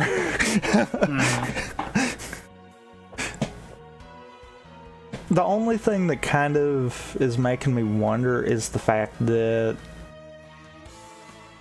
first half of next year, seeing the Prime Collection, if that's the case, I almost feel like that solidifies Prime 4 either being late next year or early of 23.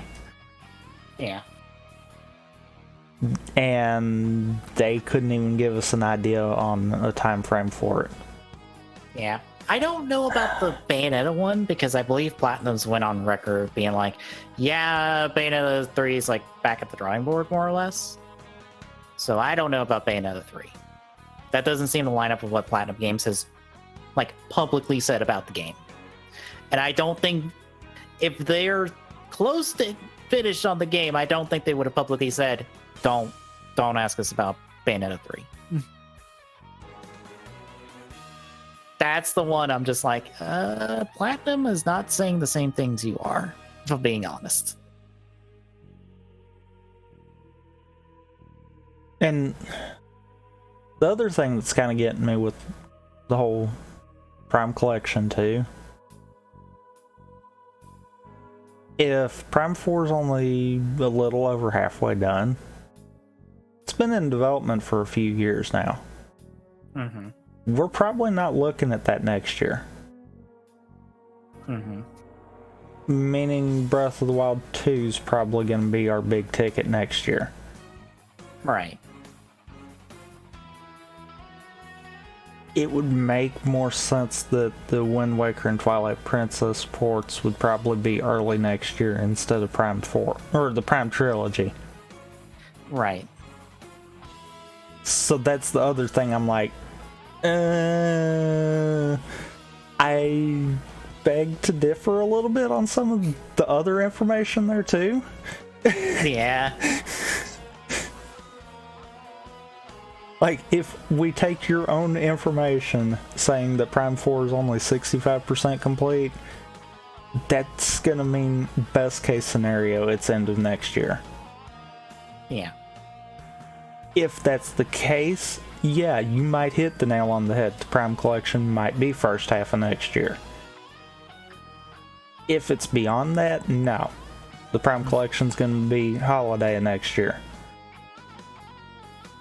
Especially if like Splatoon's supposed to be the big summer release. Uh-huh.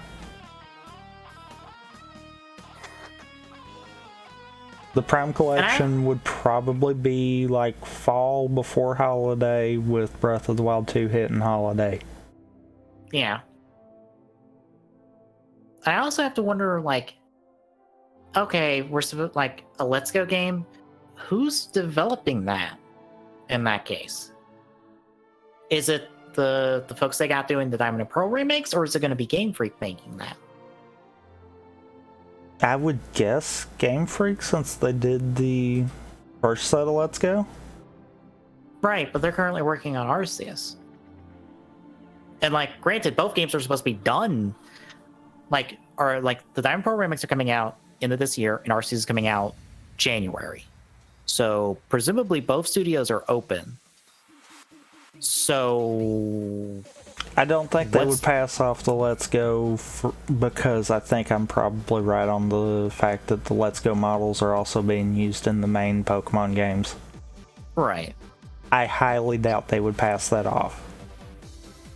In that case, then what's the Diamond and Pearl devs doing after they're done with Diamond and the remakes? That's the big question there.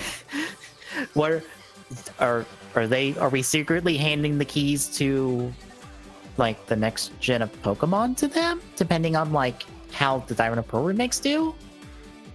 Or is it a case of they're treating them like a group that can do certain parts of the games going forward? Maybe it's a case of they know they can handle certain aspects of it, so maybe let them do it to kind of offset the workload. And then whenever they do a remake, then just let them stop what they're doing and do the remake. Right, because we know that Game Freak's not a very big studio. They're practically the size of an indie studio. So having a support studio makes sense. And then having that support studio also be in charge of like one function, like the remakes, would make sense too.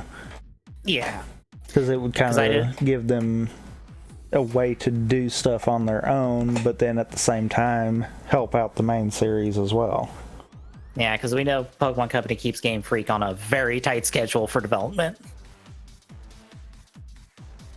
Yes and no, because I've noticed they're kind of letting them ease up. Yeah, they had them on a tight development for years. Otherwise, we should have actually got Gen 9 this year.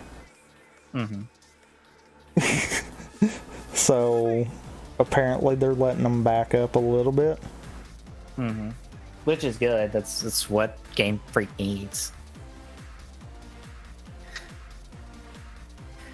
I know one streamer I follow is just like, oh, Game Freak should be doing more with Pokemon. And I'm like, do you know what their development cycle is? And like how many people are working on these games? It's kind of a miracle we got what we got with these games, if I'm being honest. I mean, to be fair, it's kind of surprising how good Gen 8 turned out. Right.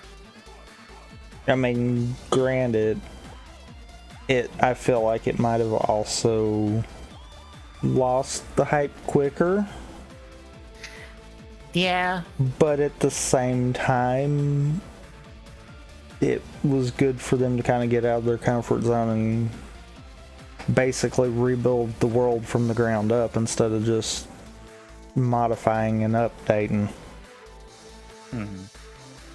I really hope Arceus is really good. Like, I really want to see more Arceus, which I'm surprised that they're not talking about that more, considering, again, it comes out in like 6 months. Like, where's the talk about Arceus? You gave us, what, 2 trailers? I think, at this point? They're gonna wait on it, is what's gonna happen. Mm-hmm.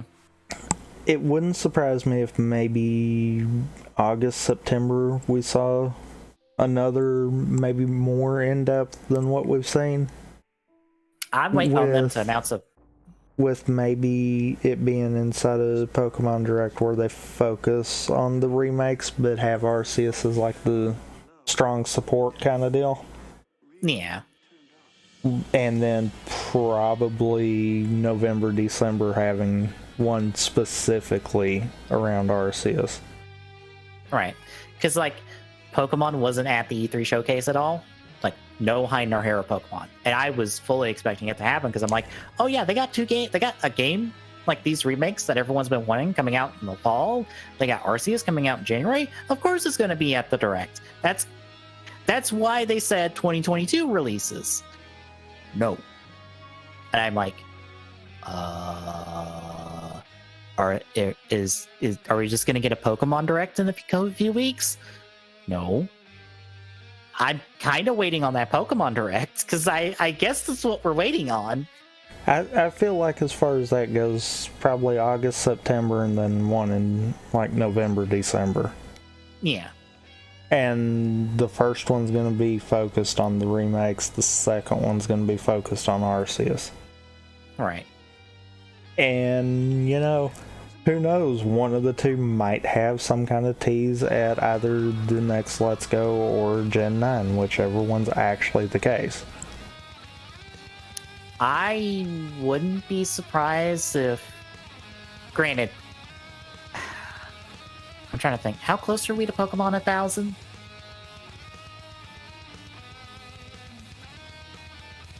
I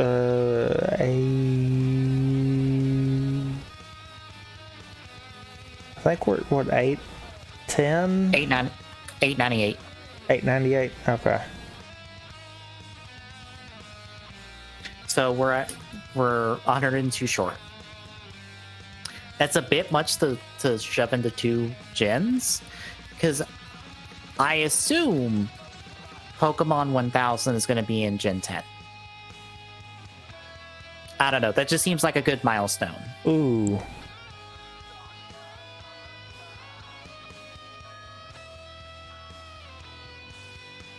Ooh. How many? You said 102? Yeah, 102. I don't think we would get all like 101 for like Gen 9. That's not happening. That would be like more than they have ever introduced in like the last few years combined. If it does take one more year, though, they could. But instead of actually doing the full 102, what if they did 101? Right, because that's what I was thinking. Was either have a Pokemon legendary that straddles between the 2 gens. Well, I was thinking either Pokemon 1000 is the literal first Pokemon of Gen 10, and it will be something like Victini, because they've done that before. Uh-huh. That's the one I was thinking of, actually. Or Gen 10's main legendary will be 1000.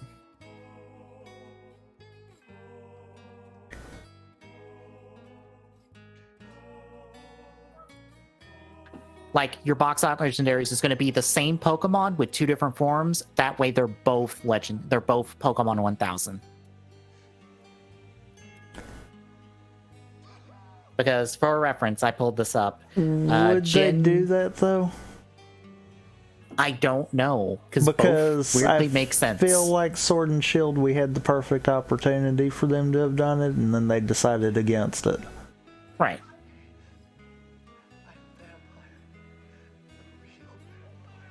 Because I pulled this up.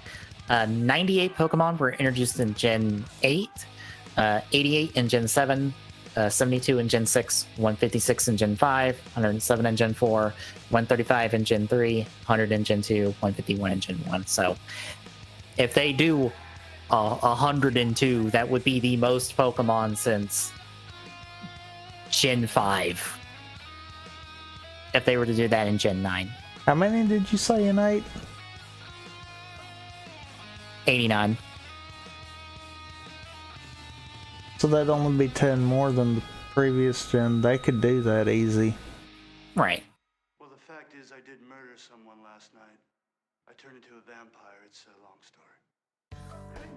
Like, it's possible, but I don't know. if they'd be willing to do that. I think we'll hit $9.99.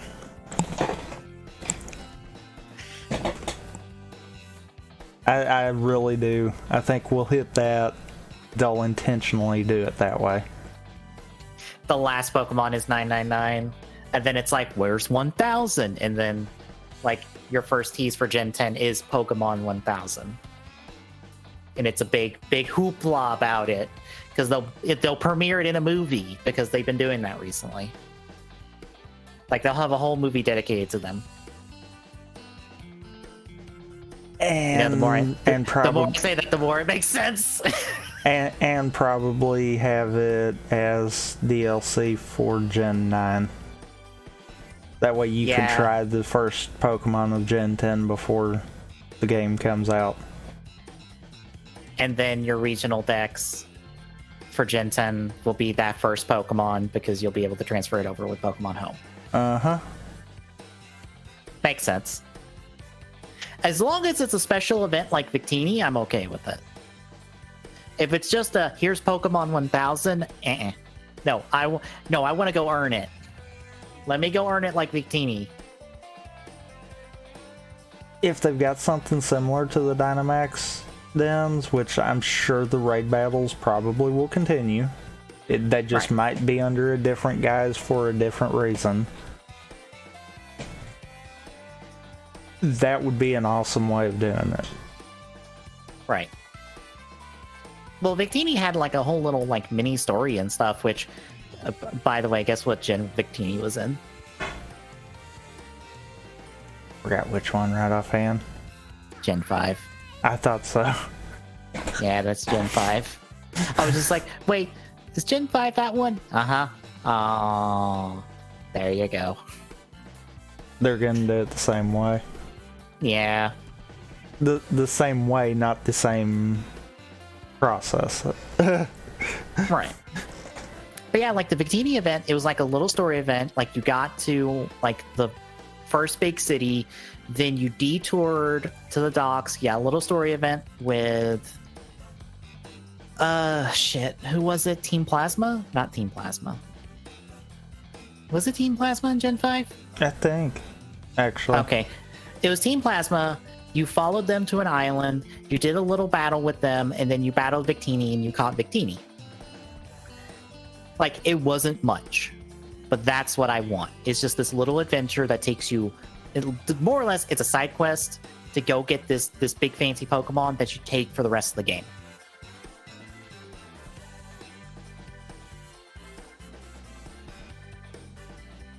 I also as long as we don't have Gen 9 be a live service game, then I'm fine. I don't think they'll bite on that. They have a live service game. It's called Pokemon Unite. I'm just saying.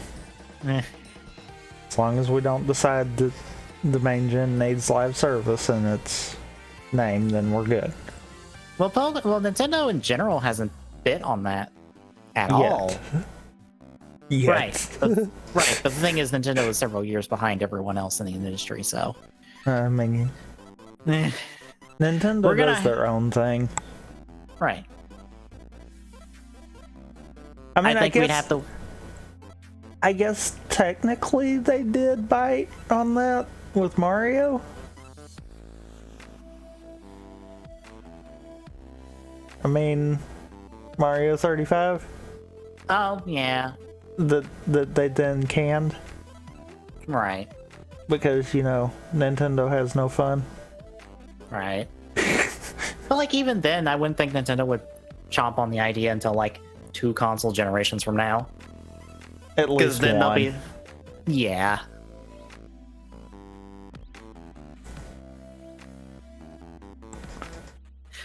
Nintendo's behind the times. They'll do this when everyone else is just like, we're not doing this anymore.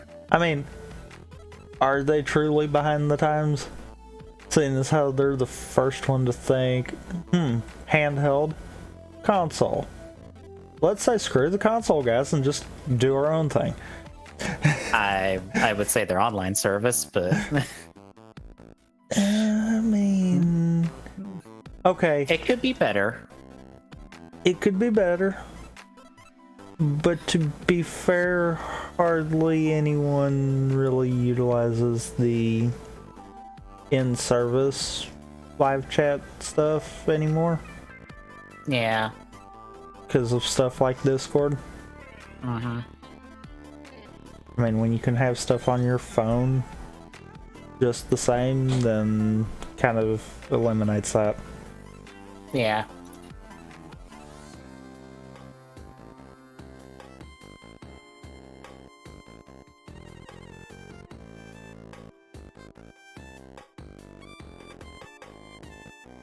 But yeah, now that we derailed really hard. Yeah. I mean, it's not that hard. I mean, no. But we did kind of swerve into the other lane. Yeah. So, that's a lot to think about for Nintendo for the next few months or so, I guess. Until Nintendo comes out and says, yeah, you know that? No. Okay, I will say it about this guy. I looked at a previous set of tweets that I think was referencing a direct, like an early this year direct. I'd have to double check the direct, but some of the stuff he was saying, it was just like, no. So I don't know. Well, like I said, what kind of strikes me weird is a lot of the stuff that is listed there is stuff that we kind of speculated. Yeah. So that more makes me think, okay, this is speculation, not leak. Yeah. I mean, don't get me wrong. If some of the stuff is true, that would be interesting, but nothing really jumped out as, oh, that's something we wouldn't have knew about. Mm-hmm. It was all stuff, it's like, oh yeah, well, we can see this a mile away. It's the obvious stuff. I think the Donkey Kong game was kind of the only one that was like, oh, okay. I mean, I could see that. I kind of can too. Yeah. I mean, we just got Tropical Freeze ported over. Mm-hmm. So it makes sense that they're going to have something to follow up. There's a reason that got ported over. Right. I could see it doing one, but I could also see maybe if there was one in production, Metroid Prime 4 going back to Retro may have put those on the back burner because Yeah. Retro was the one who did the Donkey Kong Country, the new Donkey Kong Country series. So, like, if we were getting one, it's on the back burner because they got to fucking get Metroid Prime 4 out the door and back on schedule.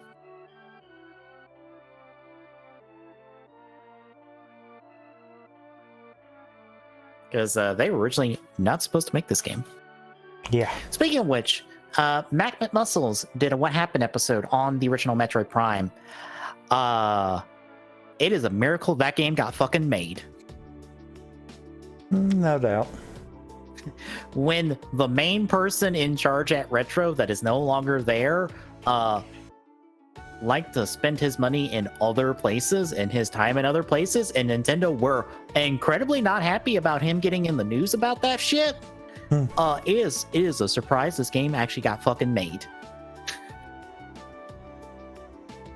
Also because it was nowhere where Nintendo wanted it to be when they checked in.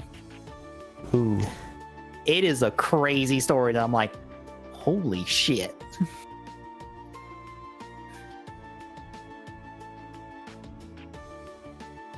So go check out that episode.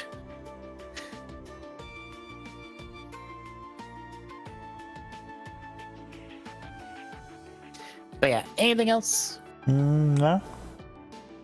All right, then tomorrow / today, we're talking Game Drive Fruit Throttle. I can't wait to talk about it. It's really good. Oh, God. It's reminding me of, like, God, I really like Game. I really like Drive. I especially like Drive, especially because, like, there's one scene in like, the last portion of it, I'm like, this feels hilarious to talk about now.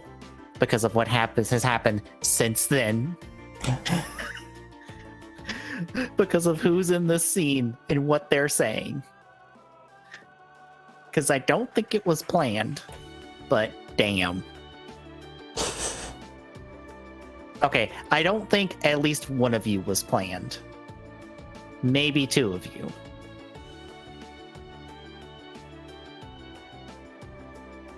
But we're talking about that tomorrow. Thursday is, I guess, 2 of 2 question mark on Jade Empire, because the week after we are starting Great Ace Attorney, because I already have it pre-ordered on the Switch, so it will be preloaded Tuesday. We may or may not do a bonus stream Tuesday night of me doing Great Ace Attorney. It entirely depends, because I've been watching a Toku podcast that streams on Twitch on Tuesdays now.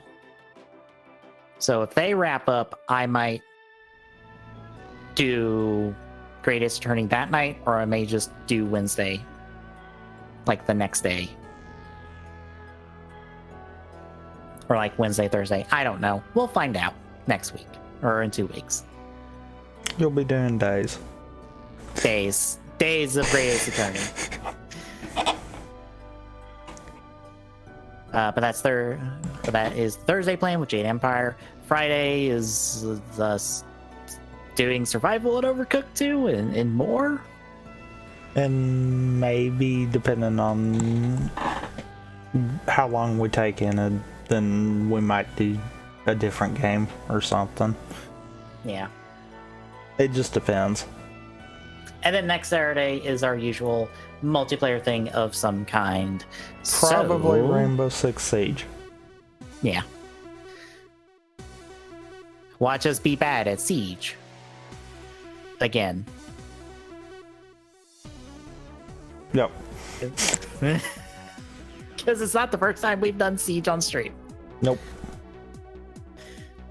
So, if you like what you're seeing, drop a follow. Really appreciate it. Chipping away at that affiliate goal. At TGSoon on Twitter gets you updates on real life. Exclamation point Discord and chat. Get your Discord link. Drop by. Say hi. See you tomorrow, folks.